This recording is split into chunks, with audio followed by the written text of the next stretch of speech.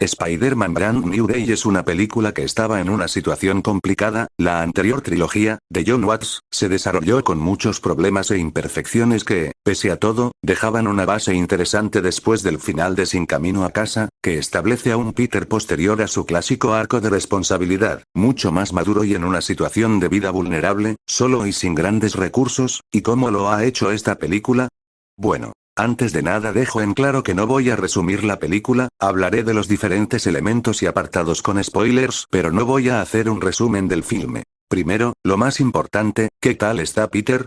¿Qué tal está Spider-Man?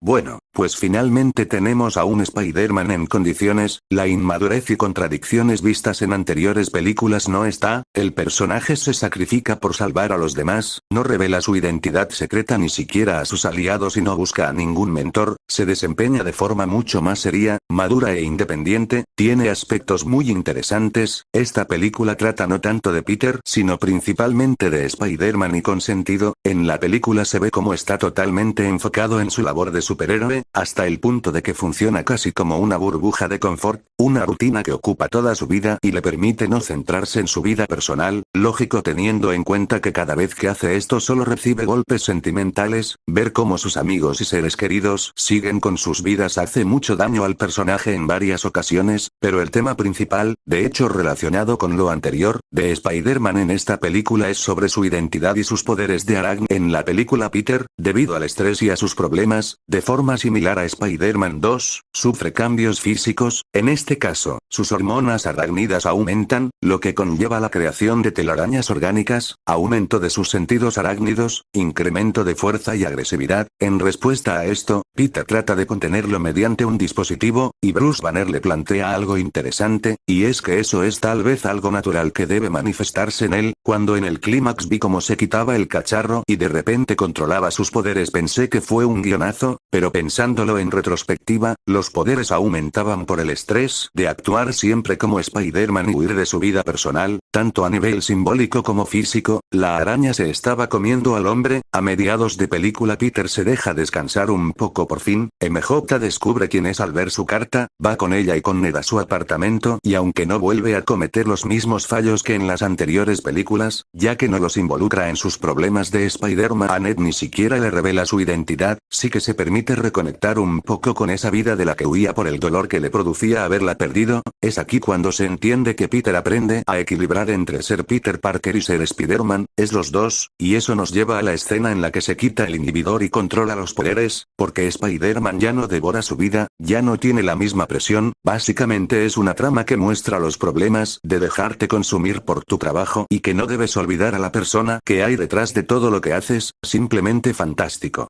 Eso sí, ni idea de qué trabaja Peter, no es garrafal, lo pueden explicar en futuras películas, y puede tener sentido sobre todo porque en esta película precisamente se va de la vida de Peter activamente, pero me genera bastantes preguntas porque realmente sí tiene tecnología, no una como la que tenía con Tony Stark, es más parecida a la del Spider-Man de Insomniac, pero la tiene. Siguiendo con los personajes tenemos a los villanos. Control de Daños es la típica empresa que parece buena y luego resulta ser corrupta, nada que destacar, funciona y mueve la trama, pero por otro lado tenemos a Jean Grey. Me parece interesante lo que hace la película con este personaje porque se desarrolla muy poco a poco. Inicialmente solo vemos sus poderes de telepatía, un recurso muy bueno, porque aparte de ser peligrosísimo y presionar psicológicamente te lleva al punto de desconfiar de prácticamente cualquier personaje, cualquiera podría ser ella. Después tras investigar Peter la encuentra y la detiene. Es aquí cuando resulta que lo único que buscaba era recuperar a su hermana Sarah, que fue secuestrada por Control de Daños. Al final resulta que Sarah fue asesinada y Jean explota, sus poderes aumentan y se deja llevar por la venganza. La escena de diálogo entre Peter y Jean con flashbacks de la tía May es interesante precisamente porque ambos personajes tienen en común que en un momento sus poderes los consumen. En el caso de Peter no es tanto dejarse llevar por el poder sino no poder controlarlo, pero ambos problemas tienen la misma solución, recordar quiénes son y no dejar que el poder los cambie, no dejar que el poder se coma a la persona. La escena donde esto se desarrolla es muy emotiva y une a Peter y Jean de una forma que me gusta bastante. Básicamente es la clásica villana que se corrompe por la venganza, pero al final gracias al protagonista se redime. No es nada revolucionario pero funciona muy bien y está desarrollado de una manera bastante interesante. Eso sí, una cosa que me descoloca es que, bueno, con los poderes de telepatía hay un tipo random al que literalmente lo dejó atropellar, convengamos que fue sin querer pero se me hace un poco turbio que no se cuestione nada de lo que hizo.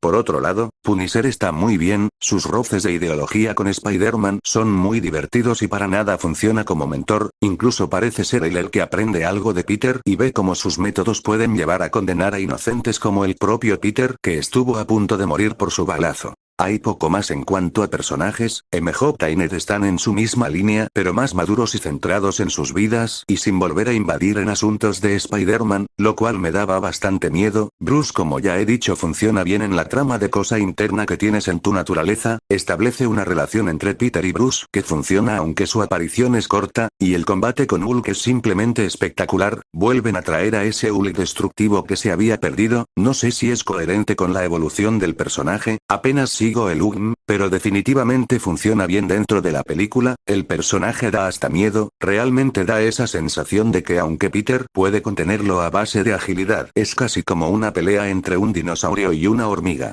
Y eso era todo respecto a los personajes, ya quedaría hablar de otros aspectos. Primero, visualmente hablando la película es increíble, deja de sentirse plana y aburrida como era la trilogía de John Watts, esta película tiene colores y texturas mucho más naturales, y los colores y la iluminación se adaptan al tipo de escena, es incluso versátil, en determinadas escenas se puede sentir tanto épica y colorida como oscura, melancólica y con iluminaciones muy contrastadas, los efectos digitales son bastante buenos y junto con los efectos prácticos dan un resultado excelente, tanto los balanceos como la acción de esta película son fantásticos, por primera vez en todo el UGM se siente real, vertiginoso, sientes que Peter está cayendo entre edificios, que el traje reacciona al viento, sientes la inercia, la velocidad, la altura, diría que incluso podrían superar los balanceos de Amazing 2, y además en esta película son mucho más abundantes y muy variados, Spider-Man pelea y se balancea de formas muy diversas, en especial en los combates se nota muchísimo la inspiración en el Spider-Man de Insomniac,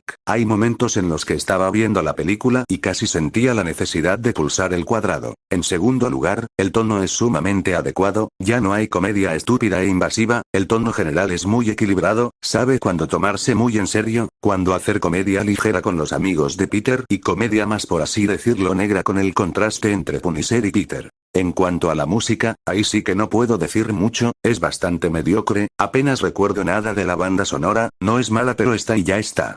En general diría que la película es un cambio totalmente para bien respecto a la anterior trilogía, siento que este es el tono y la calidad que me gustaría ver en las siguientes películas, tiene muchísima acción y mucho fanservice sin sacrificar absolutamente nada de la trama, que es muy buena, por fin se siente que se esfuerzan e intentan hacer una buena película, no tengo grandes quejas más allá de un par de detalles menores. Es sin duda la mejor película del Spider-Man de Tom Holland con amplia diferencia y en este caso la verdad es que no me parece para nada exagerada o absurda la comparación con las dos primeras películas de Sam Raimi al menos en calidad, a priori sigo considerando que esas dos son las mejores pero esta última está como mínimo en el top 3 si hablamos de las live action, y ya está, eso es todo, la película me parece simplemente excelente, bien escrita, muy sólida, emocionante sin depender para nada del fanservice, a diferencia de Sin Camino a Casa, aquí al salir del cine no pensaba en los cameos, ni en el futuro, sino en lo buena que había sido la película, nota no le voy a dar, ya está todo dicho, dime qué te ha parecido en los comentarios y nos vemos en el próximo vídeo publicación short o lo que sea.